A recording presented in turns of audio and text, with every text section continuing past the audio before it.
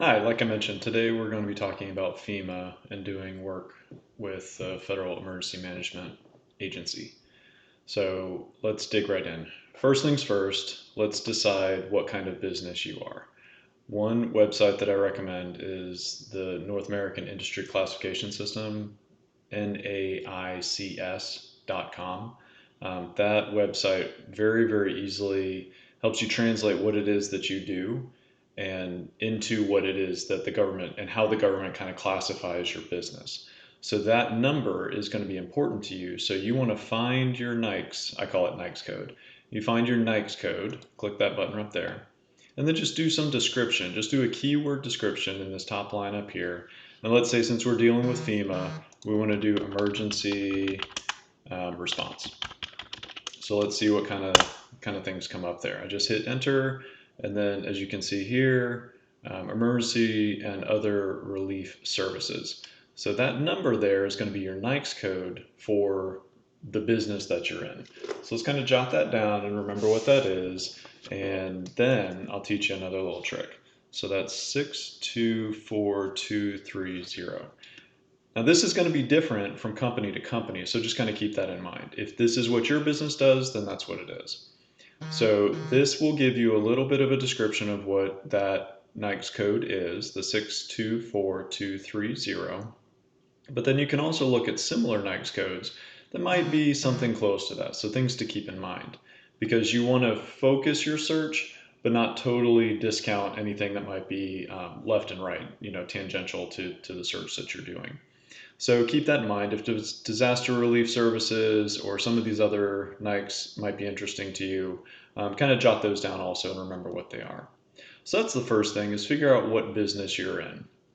Once you can quantify, maybe objectify, I don't know if that's the right word or not, but if you can put a number, the NAICS code, to that business that you're in rather than the 30-second elevator pitch, then you can help translate and you can help find the opportunities that FEMA is putting out for you.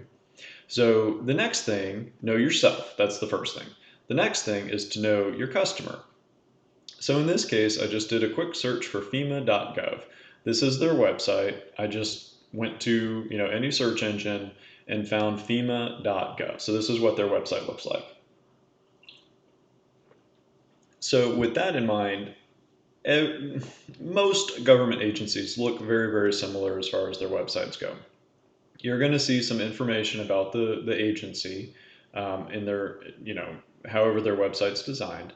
But one of the things you want to look for is this doing business with us or work with us kind of link here. So in this case, FEMA calls that work with us. So I'm going to click on that, and then I can see all these different options here. And then bingo, that's what I'm looking for. Doing business under business and organizations, doing business with FEMA. So I'm going to click on that.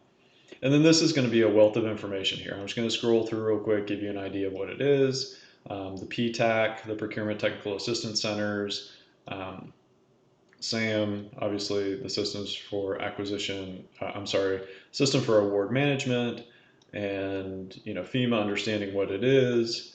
And then down here it starts to talk about top commodities procured for disasters. So infant toddler products, water, meals, shredded bins, portable toilets. These are all the types of things that FEMA needs in a disaster for a response. So keep those in mind. So you know yourself, right? Look at the NAICS code, understand your line of business. Know your customer. Your customer is telling you what it is that they're looking for, so keep that in mind also. So where those two match up, that's when you start finding opportunities. So then also FEMA, I wrote a blog about this a couple weeks ago. FEMA speaks its own language, as most agencies do. So what the Army might call something versus what the Air Force might call something versus what FEMA calls something, it's all the same thing, give or take, but the nomenclature, the terminology is different from agency to agency. Maybe slightly, maybe it's the same.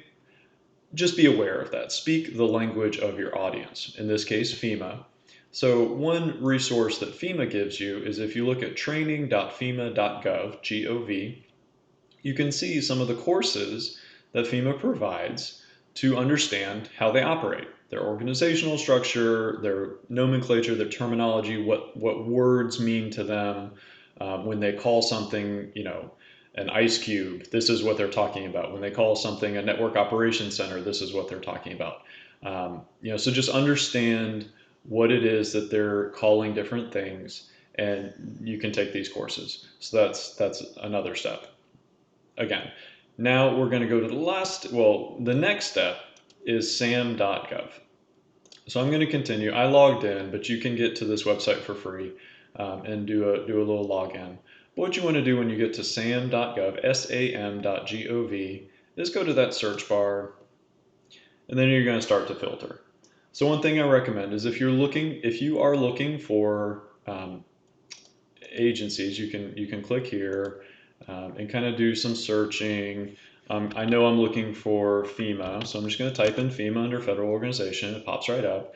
And notice how all of these different opportunities come up on the other side. And remember that number, so 485. Now I'm going to start filtering down. So I want to filter by, let's do some contract opportunities. I want to do notice type. These are just some helpful hints for you. Sources sought. This is going to be helpful for you to kind of filter down the information that you're looking for. So take note of which ones I'm selecting.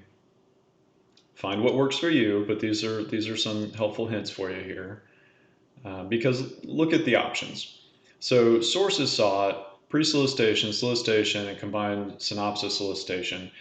If you're looking for new awards, you're not looking for an award notice because that's something that's already been awarded.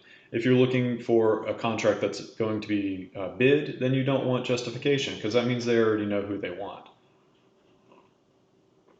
So if you're looking for new opportunities, you want, generally speaking, and you can throw a special notice in there also if you want.